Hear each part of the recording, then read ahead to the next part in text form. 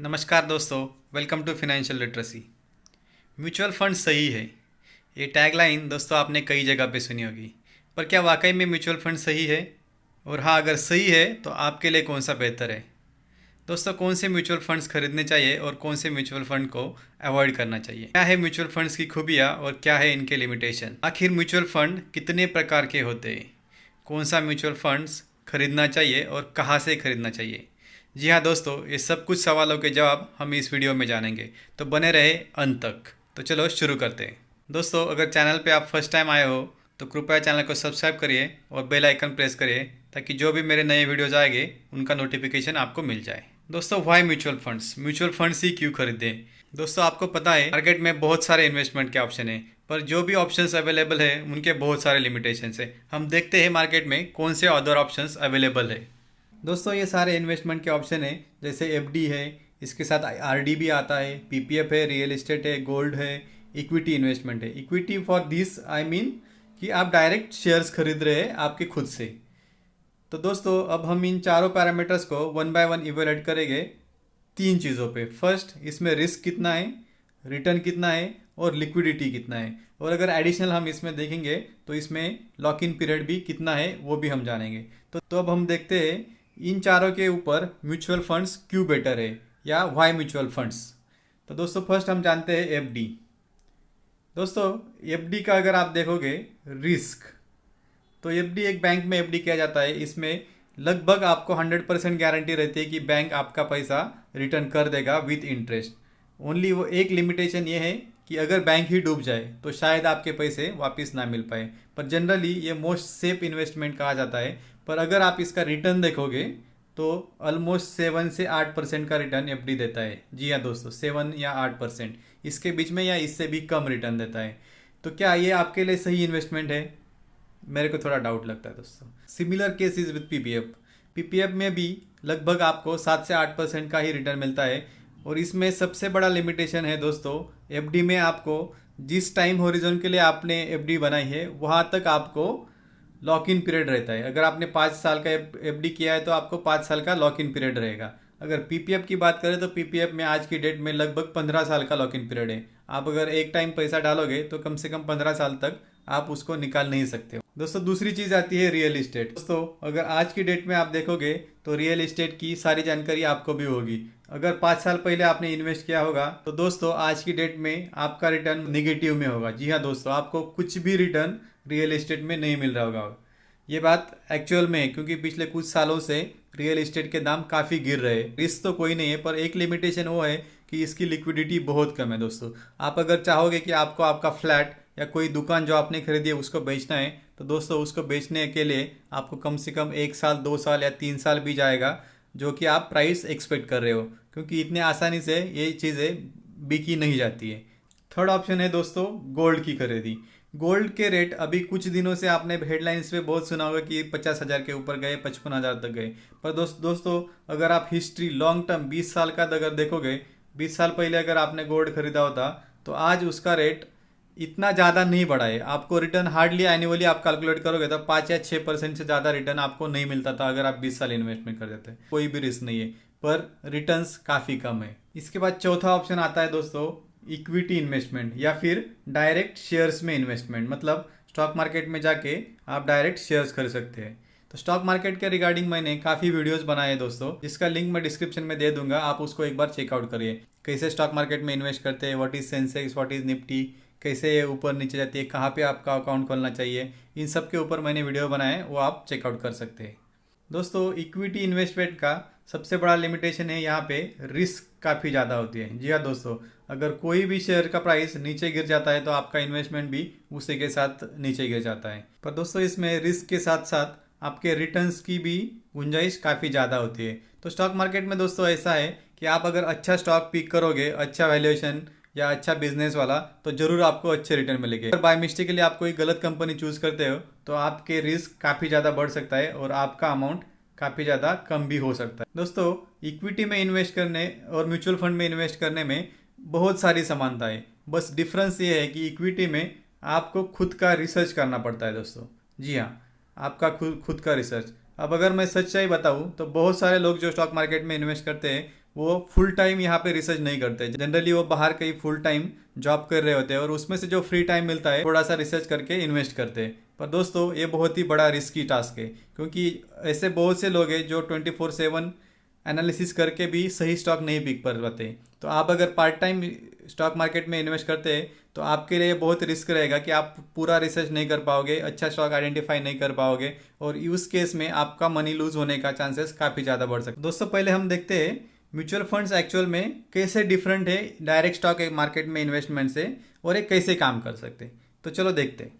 दोस्तों direct stock market में investing से म्यूचुअल फंड्स क्यों बेटर है ये सब मैं आपको अभी समझाता हूँ। पहले हम म्यूचुअल फंड्स का फ्लो जानते हैं कैसे। दोस्तों क्या होता है, बहुत सारे कस्टमर्स होते हैं जो कि हर मंथ या लमसम में एक साथ बहुत सारा पैसा इकट्ठा करके म्यूचुअल फंड के पास देते हैं। म्यूचुअल फंड एक हाउस है या एक एजेंसी है जो आपके पास से पैसा लेती है और कुछ एक्सपर्ट्स को वो हायर करते हैं। जी हाँ, वो कुछ एक्सपर्ट्स को हायर करेंगे और अब आपकी जगह पे ये एक्सपर्ट्स उस पैसे को इन्वेस्ट करेंगे। जबकि स्टॉक मार्केट में आप खुद इन्वेस्ट करते रहते हैं इस चीज़ पर, म्यूचुअल फंड में एक एक्सपर्ट आपकी जगह पे इन्वेस्ट करेगा और जो भी रिटर्न आएगा वो रिटर्न्स वो आपको कमा के देगा। तो दोस्तों यही बेसिक डिफरेंस है। स्टॉक मार्केट में आप खुद इन्वेस्ट करते हैं, उसका रिस्क भी आपके सर पे रहता है, और म्यूचुअल फंड्स में एक एक्सपर्ट इन्वेस्ट करता है तो उसका रिस्क भी वो खुद ही उठाता है। पर इसमें डिफरेंस ये है कि दोस्तों ये एक्सपर्ट है, इसका लगभग बहुत लंबा एक्सपीरियंस रहता है स्टॉक मार्केट में, ये इसमें क्वालिफाइड रहते हैं, बहुत अच्छा ट्रैक रिकॉर्ड इनके पास रहता है, हर एक कंपनी का एनालिसिस ये लोग खुद करते हैं, इनका एक अच्छा टीम होता है दोस्तों। तो वो टीम इन्वेस्टमेंट के बाद स्टॉक मार्केट में आपका पैसा लगाते हैं और एक अच्छा रिटर्न देने की उम्मीद उनके पास से होती है। हालांकि जब भी आप फर्स्ट टाइम खुद से इन्वेस्ट करोगे उसमें रिस्क काफ़ी ज़्यादा रहती है, आपके पास वो एक्सपर्टाइज नहीं है, पैसा लूज करने के चांसेस काफ़ी ज़्यादा रहते हैं। स्टॉक मार्केट में डायरेक्ट इन्वेस्टमेंट का दूसरा लॉस रहता है दोस्तों। मतलब आपको 20,000 रुपये इन्वेस्ट करने और अभी आपने किसी से डिस्कस करके या खुद इवेलुएट करके आपको लगा कि एमआरएफ का शेयर काफ़ी अच्छा है और इसको खरीदना है। पर दोस्तों एमआरएफ के एक शेयर की प्राइस लगभग 50,000 है, तो आप 20,000 दे के ये शेयर नहीं खरीद सकते। तो इस केस में आपका लिमिटेशन हो जाएगा कि आप एमआरएफ या कुछ अच्छी कंपनी के शेयर्स नहीं खरीद पाएंगे। पर इसी सिचुएशन में म्यूचुअल फंड्स का कैसे रहता है दोस्तों, आप जैसे खुद 20,000 दे रहे हो तो आपके जैसे और 1,000 कस्टमर इनके पास रहते हैं जो सारा पैसा इकट्ठा करके यहाँ पे देते हैं। तो 20,000 इंटू जैसे 1,000 कस्टमर है तो 1 करोड़ों में पैसा जाता है। तो एक अच्छा खासा पूल तैयार हो जाता है और ये पूल अभी एक्सपर्ट के पास दिया जाता है और फिर ये एक्सपर्ट इन सारे पैसों को अच्छे से डाइवर्सिफाई करके यहाँ पे इन्वेस्ट कर सकते हैं। अब क्योंकि इनके पास करोड़ों है तो ये एमआरएफ के भी कुछ शेयर खरीद सकते हैं, कुछ और कंपनी के भी शेयर्स खरीद सकते हैं। तो उससे क्या होगा, बहुत सारे सेक्टर्स में, बहुत सारी कंपनीज में आपका पैसा डिवाइड हो जाएगा, मतलब डाइवर्सिफिकेशन हो जाएगा। तो अगर बाय चांस कोई एक सेक्टर या कोई एक कंपनी अच्छा परफॉर्मेंस नहीं भी देती है तो आपका ओवरऑल रिटर्न पे ज़्यादा इम्पैक्ट नहीं आता है और अच्छा खासा रिटर्न आपको एक 5 साल 10 साल लॉन्ग होरिजन के बाद मिलता है। तो ये सबसे बड़ा बेनिफिट दोस्तों म्यूचुअल फंड्स के साथ जाने का है रादर देन खुद से इन्वेस्टिंग करना। दोस्तों डायरेक्ट स्टॉक मार्केट में इन्वेस्ट करने का एक और लॉस भी होता है। बाय चांस अगर आपको किसी एक्सपर्टाइज लेना है या किसी प्रोफेशनल को हायर करना है तो आप अकेले इंडिविजुअल किसी को हायर करने जाओगे तो बहुत ज़्यादा फीस मांगेगा। सपोज आज जैसे इस एग्जांपल में आपको 20,000 रुपये इन्वेस्ट करना था, अगर आप एक्सपर्ट के पास राय मांगने जाओगे तो वो बोलेगा कि मेरी खुद की फ़ी ही 20,000 रुपये। तो दोस्तों वो आप अफोर्ड नहीं कर सकते। पर जब आप म्यूचुअल फंड्स में इन्वेस्ट करते हैं तो आपके साथ बहुत सारे लोग जुड़ जाते हैं और इन सब का पैसा आप म्यूचुअल फंड को देते हैं। तो इस केस में क्या होता है, इस एक्सपर्ट को या इस एक्सपर्ट की फ़ी आप सारे लोगों में डिवाइड हो जाती है, तो वो काफ़ी कम अमाउंट हो जाता है। आपको बहुत कम प्राइस पे एक अच्छा एक्सपर्टाइज पर्सन मिल जाता है जिसको कि एक्सपीरियंस काफ़ी है, क्वालिफाइड है, वो उसका पूरा टीम उसके साथ है, तो ये आपको बहुत कम प्राइस में अवेलेबल हो जाता है। तो ये सबसे बड़ा बेनिफिट है म्यूचुअल फंड्स का। दोस्तों there are multiple types of mutual fund, जैसे इक्विटी फंड है, डेब्ट फंड है, और भी ज़्यादा फंड्स है जैसे कि सेक्टरल फंड्स रहते हैं जिसमें अलग अलग सेक्टर जैसे फाइनेंस, ऑटोमोबाइल, एग्रीकल्चर, इनके अलग अलग फंड्स भी है। हाइब्रिड फंड्स भी है जिसमें कि प्रोपोर्शन ऑफ इक्विटी और प्रोपोर्शन ऑफ डेब्ट रहता है। तो जनरली लोग इक्विटी या डेब्ट फंड में ही इन्वेस्टमेंट करते हैं, बाकी फंड्स भी अच्छे हैं, उसमें भी कुछ लोग इन्वेस्ट करते हैं, पर मैं ज़्यादा उन पर फोकस नहीं करता है। अब हम जानेंगे इक्विटी में कौन से फंड्स आते हैं और डेब्ट में कौन से फंड आते हैं और आपको कौन से फंड्स में इन्वेस्ट करना चाहिए। तो दोस्तों इक्विटी में जनरली ये 5 टाइप के फंड आते हैं जिसमें कि large cap, mid cap, small cap, multi cap. Large cap, mid cap, small cap, ये 3 फंड दोस्तों नाम से आप पहचान जाओगे कि मार्केट कैपिटलाइजेशन के ऊपर भी बेस्ड है। तो लार्ज कैप वाली कंपनीज लार्ज कैप फंड में आएगी, मिडिल मार्केट कैप वाली कंपनी मिड कैप में आएगी और छोटे मार्केट कैप वाली कंपनी स्मॉल कैप में आएगी। एडिशनल यहाँ पे है दोस्तों मल्टी कैप फंड्स में उनके फंड मैनेजर को ये फ्रीडम दिया जाता है कि वो इन तीनों में से भी एक प्रोपोर्शन चुन सकते हैं इन्वेस्टमेंट के लिए। वो लार्ज कैप में भी कर सकते हैं, मिड कैप में भी डाल सकते हैं पैसा, स्मॉल कैप में डाल सकते हैं। एक है ELSS फंड। दोस्तों ELSS फंड है स्पेशली है टैक्स सेविंग के लिए। इनका इन्वेस्टमेंट लगभग इन्हीं फंड्स के ऊपर जाता है जैसे लार्ज कैप या मिड कैप हो, पर जनरली ELSS फंड को आपको section 80C income tax act की तरह आपको टैक्स रिडीम मिलता है अप टू 1.5 लाख। ये इसका बेनिफिट है। ELSS फंड में आपको रिटर्न्स भी काफ़ी अच्छे मिलते हैं और प्लस इसको आपको टैक्स रिडेम्पशन भी मिलता है। दूसरा है दोस्तों डेब्ट फंड। डेब्ट फंड का बेनिफिट ये रहता है दोस्तों कि इसमें risk comparative to equity fund थोड़ा कम रहता है और रिटर्न के चांसेस भी कम रहते हैं, क्योंकि रिस्क कम, ये तो थंब रूल है मार्केट का, अगर रिस्क कम तो रिटर्न्स भी कम। हाई रिस्क हाई रिटर्न, ये बिल्कुल बेसिक फंड है स्टॉक मार्केट या म्यूचुअल फंड्स का भी। तो डेब्ट फंड में आते हैं liquid funds, guild fund, others में भी कुछ और भी टाइप्स है जो मैं यहाँ पे डिस्कस नहीं करूंगा। लिक्विड फंड में जनरली दोस्तों आप टेम्पररी पैसा पार्क कर सकते हैं। दोस्तों ज़्यादातर लोग जनरली इक्विटी म्यूचुअल फंड्स पे ही फोकस करते हैं और कुछ हद तक वो डेब्ट में लिक्विड फंड पे फोकस करते हैं जिसमें वो टेम्पररी पैसा पार्क करके बाद में वो इक्विटी में ट्रांसफर करते हैं। दोस्तों इक्विटी फंड का बेनिफिट है कि यहाँ पे रिस्क रहता है मॉडरेट, पर रिटर्न के चांसेस काफ़ी ज़्यादा रहते हैं। रिस्क मॉडरेट मैं क्यों बोल रहा हूँ, क्योंकि इन फंड्स को दोस्तों एक्सपर्ट द्वारा मैनेज किया जाता है। तो आगे हम जानेंगे कौन से फंड्स को खरीदना चाहिए। दोस्तों ये सबसे इंपॉर्टेंट टॉपिक है। हमने म्यूचुअल फंड्स के बारे में सब कुछ जाना, म्यूचुअल फंड्स क्या होते हैं, कौन से टाइप्स के रहते हैं, क्यों म्यूचुअल फंड्स खरीदना चाहिए और अदर इन्वेस्टमेंट ऑप्शन। पर सबसे इंपॉर्टेंट है आपके लिए कौन सा फंड है, विच म्यूचुअल फंड फॉर यू। इसके लिए आपको जानना होगा सबसे पहले आपके गोल्स क्या है। जी हाँ, आपके फाइनेंशियल गोल्स क्या है। क्या आप कोई लग्जरी ट्रिप के लिए पैसा जमा करना चाहते हैं? क्या आप आपके चिल्ड्रंस के एजुकेशन के लिए पैसा जमा कर रहे हैं? क्या आप बच्चों के मैरिज के लिए पैसा जमा कर रहे हैं? या कोई और प्रायोरिटीज़ है जिनके लिए आपको पैसा जमा करना है? तो दोस्तों अब इनके बेसिस पे कैसे डिसाइड होगा ये मैं आपको बताता हूँ। अब समझ ले चाइल्ड का एजुकेशन, आपका बच्चा 1 साल का है तो उसका चाहे एजुकेशन बिल्कुल 2 या 3 साल में अभी शुरू होने, तो आपको एक कम रिस्क वाले फंड में जाना पड़ेगा, क्योंकि अगर बीच में अगर मार्केट कुछ उछल पुछल होती है तो आपका पैसा कम नहीं होना चाहिए। सेकंड गोल अगर आपका है दोस्तों आपके बच्चे के मैरिज के लिए है, तो अब क्योंकि मैरिज को लगभग 25 या 30 साल अभी भी पेंडिंग है। आपके बच्चे अगर स्मॉल है तो वो शादी करेंगे 25 साल के बाद, तो इसमें क्या है आपको लगभग 25 या 30 साल का हॉरिजन आपके पास अवेलेबल है। तो इस पूरे हॉरिजन में आप थोड़ा सा रिस्क ले सकते हैं। मतलब अगर मार्केट नीचे भी जाएगा तो उसमें रिकवरी होने के चांसेस काफ़ी ज़्यादा रहेंगे, तो आपका पैसा इसमें काफ़ी अच्छा ग्रो होगा, काफ़ी अच्छे रिटर्न्स आपको लंबे समय में रुकने के बाद मिलेंगे। तो इसमें आप थोड़ा सा रिस्क ले सकते हैं। इसी तरीके से दोस्तों अपने आप को पूछ के कि आपका गोल क्या है। अगर लंबा गोल है तो थोड़ा सा रिस्क आप ले सकते हैं, अगर छोटे टाइम में ओरिजिन का गोल है तो थोड़ा कम रिस्क लेके आप उसमें सेफ रह सकते हैं। पर क्योंकि म्यूचुअल फंड में FD से तो हमेशा रिटर्न्स अच्छे मिलने वाले हैं। आप लार्ज कैप फंड में भी अगर इन्वेस्ट करोगे तो FD या PPF से रिटर्न आपको ज़्यादा ही मिलने वाले हैं, तो इसमें डरने की बिल्कुल भी बात नहीं है। फॉर एग्जांपल जैसे कोविड का सिचुएशन देखो आप दोस्तों, मार्च में मार्केट लगभग 40% 50% तक गिर चुका था, पर जैसे ही अभी आज देखोगे आप मार्च से अगस्त तक 5 महीने में मार्केट ऑलमोस्ट पूरा रिकवर हो गया है। और अगर आप बॉटम से देखोगे तो लगभग 60 या 65% तक ऊपर चला गया है। तो दोस्तों यही स्टॉक मार्केट की खासियत है। इसमें अगर आप लंबे होरिजन तक रुके रहोगे पेशेंस के साथ तो आपका पैसा बनना लगभग तय है। दोस्तों नेक्स्ट आपको म्यूचुअल फंड चॉइस करते वक्त देखना है उसका एक्सपेंस रेशियो क्या है। अब एक्सपेंस रेशियो क्या है मैं आपको समझाता हूँ।